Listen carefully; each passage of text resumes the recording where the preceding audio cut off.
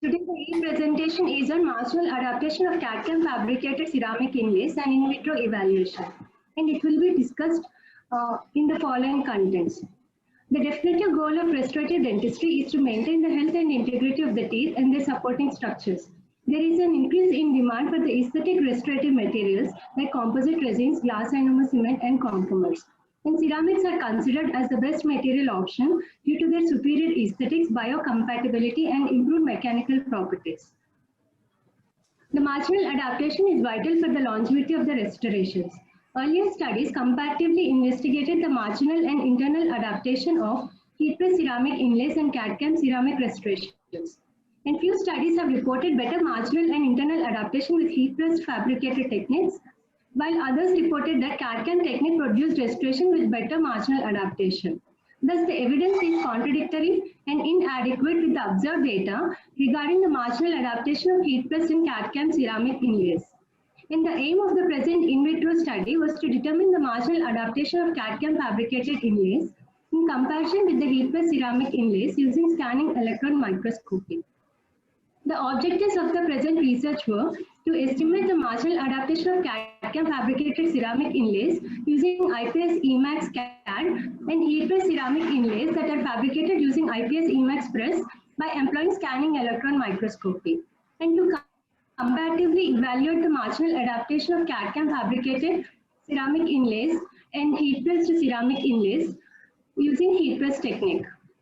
The null hypothesis was that there would be no difference in the marginal adaptation of the CAD/CAM fabricated IPS Emax CAD ceramic inlays in heat-pressed IPS Emax press ceramic inlays. Coming to the materials and methods, the thymol crystals were used, which is 100%, by which the thymol solution is prepared to a concentration of 0.1%. In the polyvinyl chloride ring molds were used. In the cold cure acrylic powder and liquid, in high-speed aerator handpiece, and the tungsten carbide burr, that is the 271 burr, was used. And coming to the ceramics, IPS Emax CAD and IPS Emax press were used, which were the lithium disilicate glass ceramics. In the surgical loops, ultrasonic scaler, that is the Cavitron, electronic digital vernier calipers, the X-ray machine was used, and the intraoral scanner was the 3-shape priors, and the milling machine was the iMesycore, and for the heat press technique, program at EP3010 was used, and for the sputter coating, E1010 was used, and the scanning electron microscope was used. And the sample size estimation was done based on the marginal adaptation values of the earlier study, which was according to Ripley et al. And based on the formula, sample size estimation was done, and a minimum of 16 samples per group were required. But as a measure of caution, 18 samples per group were taken. Coming to the screening and selection of the specimens, the research protocol was approved by the Research Committee of Dr. NTR University of Health Sciences, Vijayawada, Andhra Pradesh, and the study was approved by the Ethical Committee of Geetham Dental College and Hospital, Visakhapatnam. And 36 human maxillary first and second premolars that were extracted for the orthodontic therapeutic purpose were collected from the Department of Oral and Maxillofacial Surgery. And these were the samples collected. And coming to the inclusion criteria, fully formed intact first and second premolars with similar dimensions were taken, and the teeth without anatomical variations in the crown dentin or the pulp canal space that were determined radiographically were taken. And coming to the exclusion criteria, teeth with caries, fractures, or visible crack lines are excluded, and teeth with non-carious lesions, and teeth with restorations, and teeth with radiographically showed calcifications or resorptions were also excluded. And coming to the specimen preparation, 36 sound caries-free extracted human premolars that were cleaned ultrasonically and stored in 0.1% thymol solution until use. And the root portions of the teeth were wrapped in aluminum foil as shown in the picture, and they were mounted in the polyurethane resin using the PVC pipes as a mold. The cavity preparation was done, and class 2 distal occlusion inlay cavities were prepared with a high-speed handpiece using a 271 tungsten carbide burr.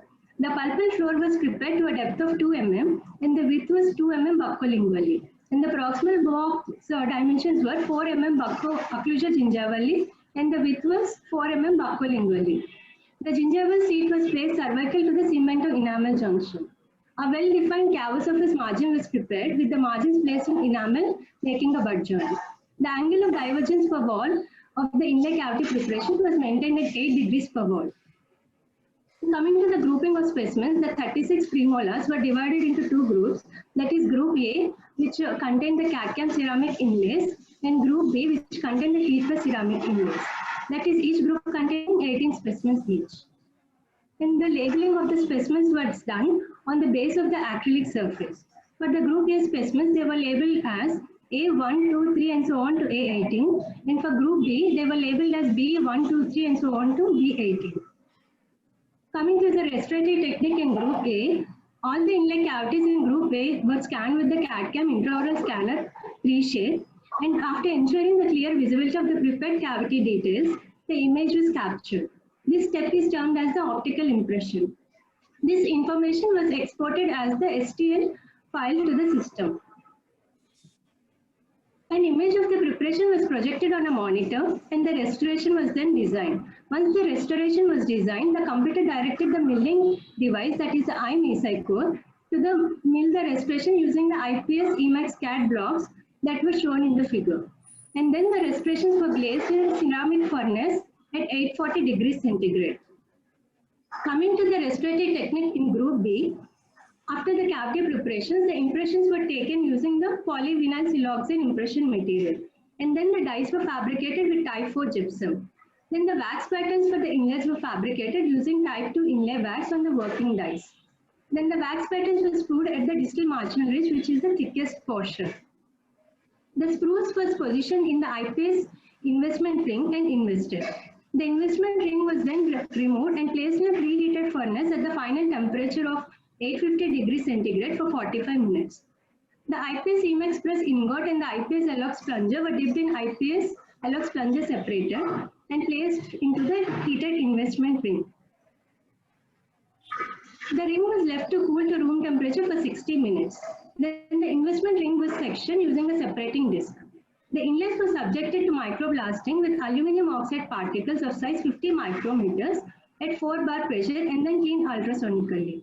The tins were added on the surface of the restoration using fine brush for shade matching, and the foundation firing was done at 652 degrees centigrade for 20 minutes, and then drying was done. Coming to the evaluation of the marginal adaptation, the roots of the T specimen were sectioned horizontally 4 mm apical to the cemento enamel junction. Then the specimens were subjected to gold sputter coating. Then all the specimens were evaluated for qualitative marginal analysis using a scanning electron microscope at 10 kilowatts and 800x magnification by a single examiner who was blinded to grouping of the specimens.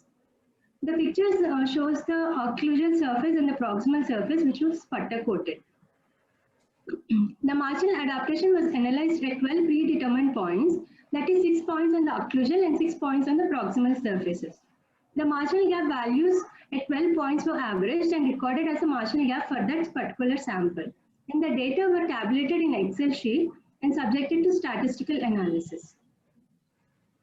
Coming to statistical analysis, the normality of the marginal gap in the two groups were tested using the Kolmogorov-Smirnov test. The independent t-test was used to compare the marginal gap values between the two groups. And all the statistical analysis were performed at 95% confidence level and with the significance level established at p less than or equal to 0.05. Coming to the results, the 36 samples were used and they were grouped into Group A and Group B, where the marginal gap values were determined by micrometers. These are the values of the marginal gaps for each particular sample. And coming to Group B, sample 2, the value was not given as it was lost during the handling process. The marginal gaps of the CAD-CAM and the heat-press ceramic inlays observed under the scanning electron microscope at 6 predetermined locations on the occlusal and proximal surfaces as depicted in the following figures.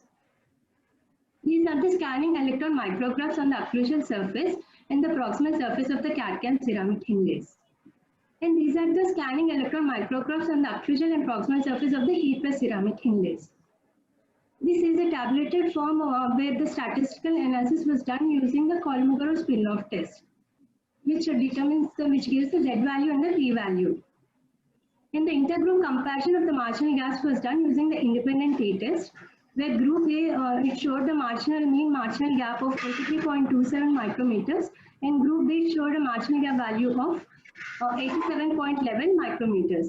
And the standard deviation and standard error values were also given, and also the t-value and p-value. And this picture determines the comparison between the group A and group B by using the box plot. And this is a bar diagram which represents the mean marginal gap values of group A, that is the CAD-CAM, and group B, that is the heat press group. In this pictorial representation, the group A, which is the CAD-CAM, it shows lesser marginal gap values when compared to the heat press ceramics, that is the group B.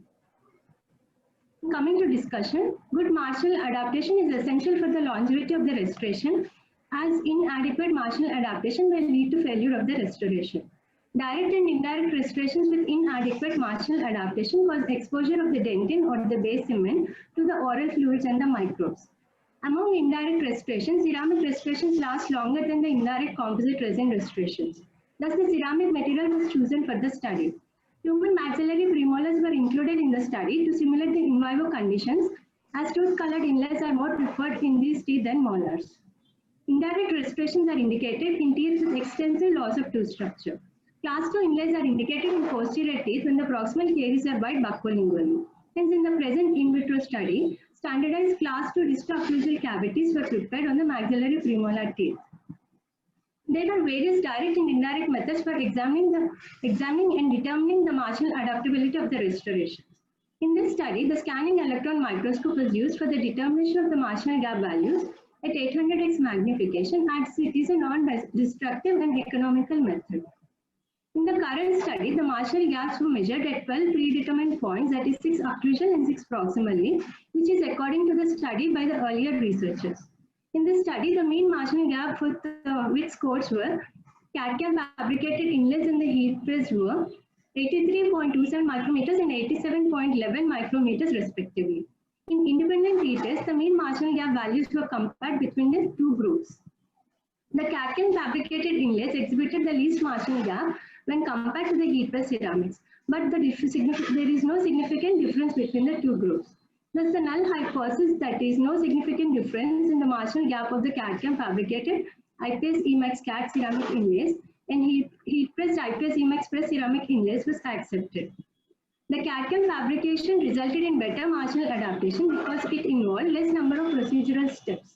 Heat pressed inlays exhibited wider marginal gaps because of chances of error at various processing steps and dimensional instability of various materials that were used during the fabrication. The results of this study were in accordance with an earlier study by Adi et al. They compared the marginal adaptation of ceramic inlays or onlays that are fabricated by CAD-CAM technology using Denzil and heat press technique using IPS Empress and optimal pressable ceramics. They reported that the CAD-CAM fabricated restorations exhibited better marginal adaptation than the heat press restoration, but there is no significant difference between the two. Mello Ferri et al. Reported similar observations. They compared the interface quality of the crowns fabricated by using heat press technique using IPS Emax press and CAD-CAM fabricated crowns using IPS Emax CAD after cementation. The CAD-CAM fabricated crowns exhibited lower cement thickness when compared to the heat press crowns with no significant difference. Better marginal adaptation of the CAD-CAM ceramic restorations was also reported by another study by Keshwat et al., in which IPS Empress, that is the heat press ceramic, was compared with ProCAD, that is a CAD-CAM ceramic. They have studied the marginal adaptation of MOD inlays by direct evaluation technique using a stereo microscope. Their study reported that significant marginal integrity was observed in the CAD-CAM ceramic inlays when compared with the heat press ceramic inlays. On contrary to the present study, VP MP et al. Found better marginal adaptation with heat press ceramic inlays when compared to the CAD-CAM fabricated inlays, but the difference was not statistically significant. The difference in the result might be due to the use of Bluecam scanner, which is different from the 3-shape trials used in the present study. There is controversy in the literature about the acceptable width of marginal gap clinically.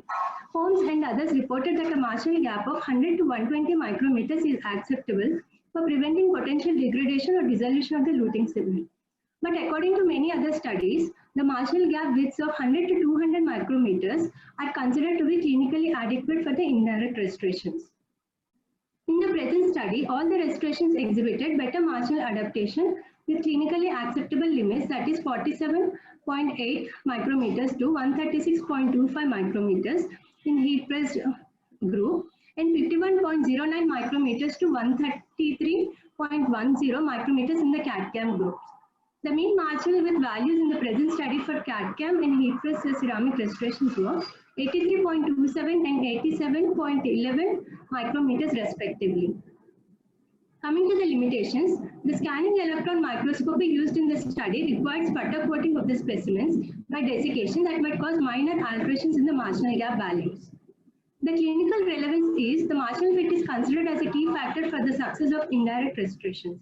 For accurate indirect restoration, the details of the prepared tooth need to be recorded accurately and precisely. There are multiple fabrication steps in the traditional methods with more chances of error and requires more time. Compared to conventional methods of fabrication of indirect restorations, the CAD-CAM restoration avoids the cost of the dental technicians and the impression materials. Furthermore, it provides an opportunity for fabrication and placement of the restoration in a single visit. Coming to conclusion, within the limitations of the study, it can be concluded that the method of fabrication of the ceramic inlays did not have a significant influence on the marginal gap values.